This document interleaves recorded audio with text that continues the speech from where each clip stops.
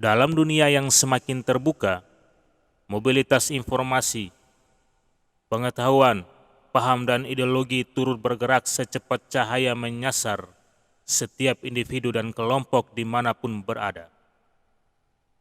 Di zaman ini, manusia hidup dengan kehendak bebas untuk boleh menyampaikan pendapat di hadapan publik dengan penuh keyakinan dan dalil termasuk propaganda dan doktrin untuk mempengaruhi dan menguasai orang lain secara naratif.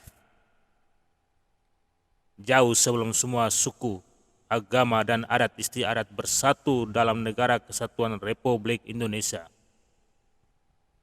para pendahulu telah meletakkan fondasi dasar yang menjadi pijakan dan penuntun arah kehidupan berbangsa dan bernegara. Secara ideal, fondasi dasar dan nilai luhur bangsa dapat membendung dan memfilter paham dan ideologi dari peradaban lain yang tidak sejalan dengan corak kehidupan kita. Tantangan terbesar bangsa kita saat ini adalah adanya kelompok intoleran yang bergerak secara militan dengan tujuan untuk merusak tatanan keutuhan bangsa yang telah terjalin dengan sangat harmonis. Seiring berjalannya waktu, kelompok ini sudah masuk dan hidup seperti kanker mematikan pada berbagai elemen penting dan generasi muda yang diharapkan menjadi tulang punggung dan penerus bangsa ini.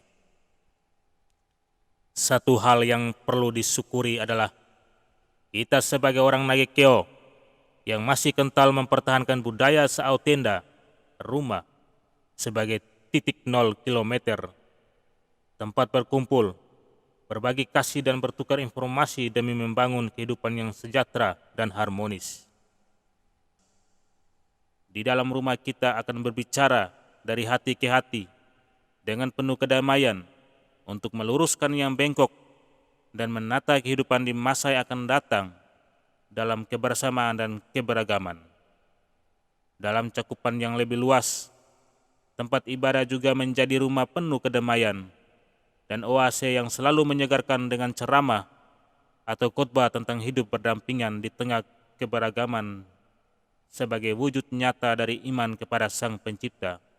Karena sejatinya, keberagaman adalah atas berkat Allah yang Maha Kuasa dan keinginan yang luhur.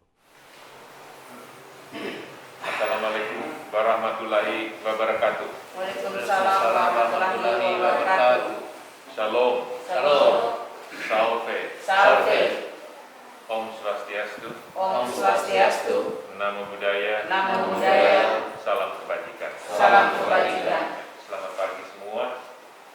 Jadi hari ini saya datang ke sini kalau hanya sekedar membawa yang uang hewan kurban. Ini saya kira terlalu kecil untuk saya datang ke sini untuk bawanya. Tapi saya datang kali ini ada beberapa tujuan lebih besar daripada itu. Yang pertama, memang untuk memberikan perhatian yang dalam 2 tahun terakhir hanya masjid-masjid besar yang dikunjungi dan memperoleh bantuan hewan kurban. Itu pun juga tidak semua masjid besar. Nah, dalam tahun ketiga ini, kemarin waktu puasa dan lebaran itu, saya minta data dari Depak. Ternyata kita 40-an lebih masjid musola yang ada di Nagekeo ini. Hingga kali ini kita konversikan yang rencana semula bantuan sapi. Saya minta Kabak Kesra untuk tukar semua itu, beli kambing biar sedikit-sedikit dapat semua. Ya. Jadi semua musola dapat. Jadi dapat perhatian. Mudah-mudahan tahun depan kita bisa lebih banyak, 2 ekor gitu. Ya. Kali ini kita 1 ekor saja dulu. Ya. Dan yang kedua, kunjungan saya ke musola dan masjid ini untuk sebuah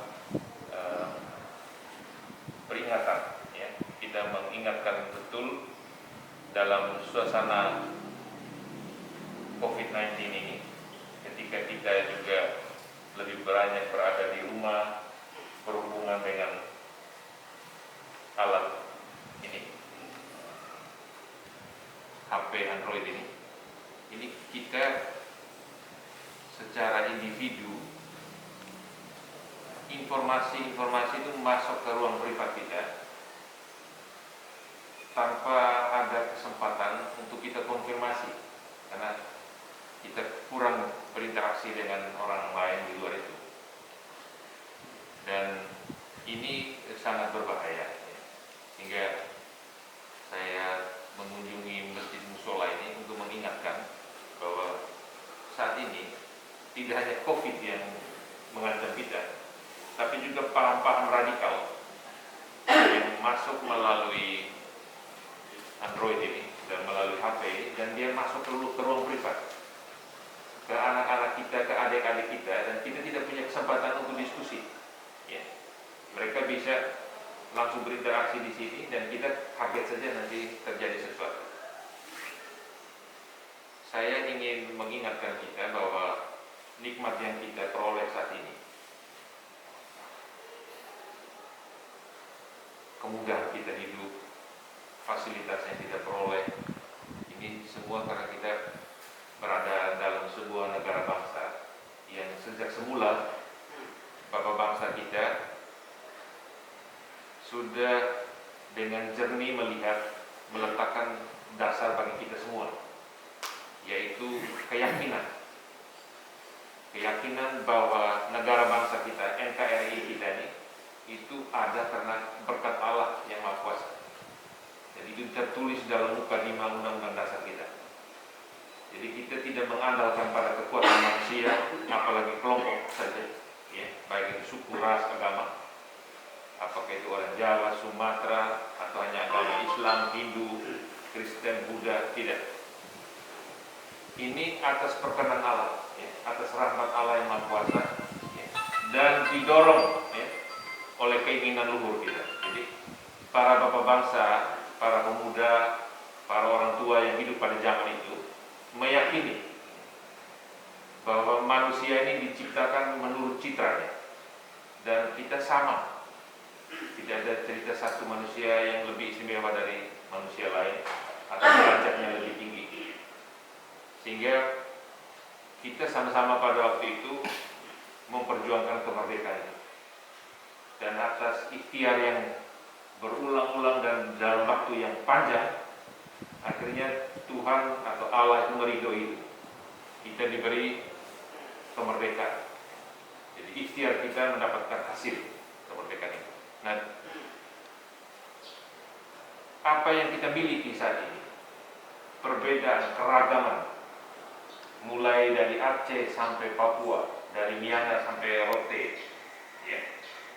Ini beda suku, ras, agama, beda kebiasaan, beda bentuk orang, tapi kita bisa bersatu karena kita punya keyakinan yang teguh bahwa kita berada, kita dilindungi, tanah air kita ini dan bangsa kita ini dilindungi oleh Tuhan yang Maha Kuasa, ya.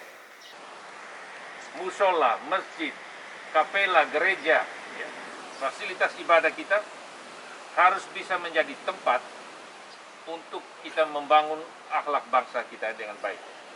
Ajaran-ajaran yang luhur itu yang kita ajarkan di sana. Jangan pernah memberi kesempatan kepada orang menggunakan mimbar kita untuk mengajarkan yang sesat atas nama agama, aliran baru, ada buku baru mengajarkan kita yang sesat. Dan kita diambilkan gara-gara ada orang datang sok tahu memasukkan paham-paham baru di tengah kita. Ini informasi yang banjir masuk ke kita, ini kita saring. Mana yang sesuai dengan ajaran, mana yang sesuai dengan adat istiadat kita, mana yang tidak. Oleh karena itu, Bung Karno aja pada awal kemerdekaan mengingatkan kita semua. Musuh kita yang terbesar itu setelah penjajah pergi ini, penjajah itu hanya satu. Tapi musuh kita dalam kehidupan kita adalah saudara-saudara kita sendiri. Ya. Saudara-saudara kita yang akan memaksakan kehendaknya, ya. Yang Hindu dia akan memaksa, ada budaya India yang dia kasih masuk ke sini, yang Kristen dia mau kasih masuk budaya Yahudi ke budaya Barat, ya orang sebut westernisasi. Ya. Yang Islam juga ada yang memasukkan budaya Arab ke kita. Ya. Jadi kita tidak benci Islam, kita tidak benci Kristen, kita tidak benci Hindu atau Buddha. Ya. Ajaran itu datang untuk memurnikan adat istiadat kita. Kalau ini memaksakan budaya baru ke budaya kita, itu yang kita tolak.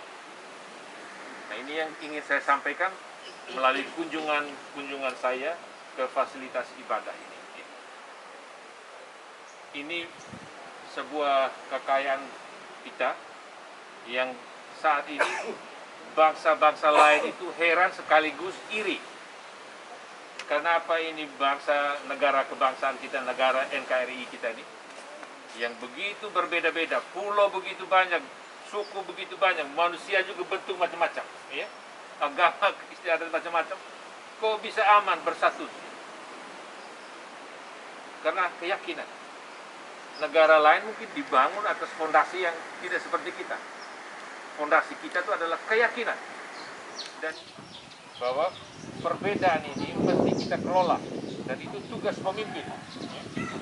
Nah, kalau di masjid ini, imam masjid, pengurus masjid ini mengelola itu dengan baik, supaya perbedaan ini menjadi kekuatan, rahmat, bukan malapetaka. Nah, karena kita yakin kemerdekaan itu rahmat Allah, kita juga yakin bahwa leluhur kita menuntut kemerdekaan itu karena didorong oleh keinginan luhur. Baik, apa itu keinginan luhur? Keinginan luhur kita itu, kita kayak yakin pada Tuhan tadi, bahwa Tuhan menciptakan kita itu sama. Cara yang orang lain lihat kita iri betul. Kenapa kita yang berbeda-beda, mulai dari Miangas yang di utara, Minahasa, sampai ke Rote, Sabu di selatan, mulai dari Aceh sampai Papua yang begitu berbeda-beda, tapi kita bisa bersatu.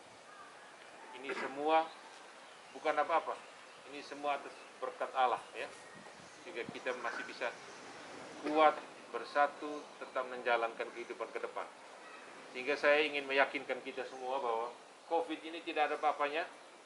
Sepanjang seperti tadi, terima kasih Bapak pengurus masjid sudah ingatkan, himbauan pemerintah itu dipatuhi, 5M ini, ya. Kemudian kalau ada yang kita yang kena, ngaku memang saya sudah pernah berhubungan, bergaul dengan siapa, supaya yang disebut tracing itu kita bisa lacak dia berada di mana, ya. Dia dites, kalau dia perlu isolasi dia harus isolasi, ya. Yang perlu harus dibawa ke tempat pengobatan dia dibawa ke tempat pengobatan. Saya kira itu saja yang ingin saya sampaikan. Kurang lebih saya mohon maaf. Jadi sekali lagi melalui kesempatan ini, selamat Hari Raya Idul Adha yang akan datang.